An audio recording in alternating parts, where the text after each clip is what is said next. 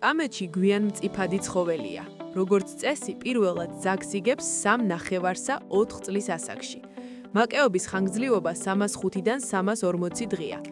ქართული კამეჩი შავი ან მონაცრისფრო ფერის, ძლიერი და გარემო პირობებისადმი გამძლე ცხოველია, რომელიც საუკუნეების განმავლობაში საქართველოს სოფლის მეურნეობის მნიშვნელოვან ნაწილად დარჩა.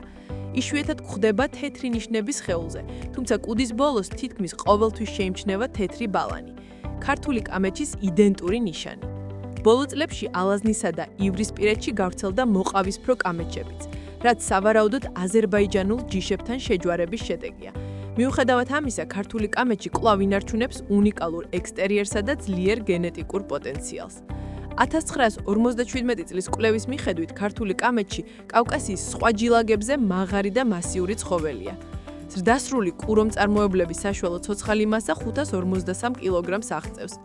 ძაკების ზრდის ტემპი დაბადებიდან 2 წლამდე 259 კილოგრამამდე აღწევს, თუმცა ინტენსიური კვების პირობებში მათი მასა მნიშვნელოვნად იზრდება, რაც ადასტურებს ქართული კამეჩის მაღალი პროდუქტიულობის პოტენციალს.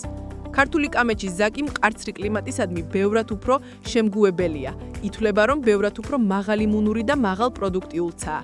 დღეს ქართული კამეჩი სამხრეთ კავკასიის საერთო კულტურული და აგრარული მემკვიდრეობის მნიშვნელოვანი ნაწილი რჩება.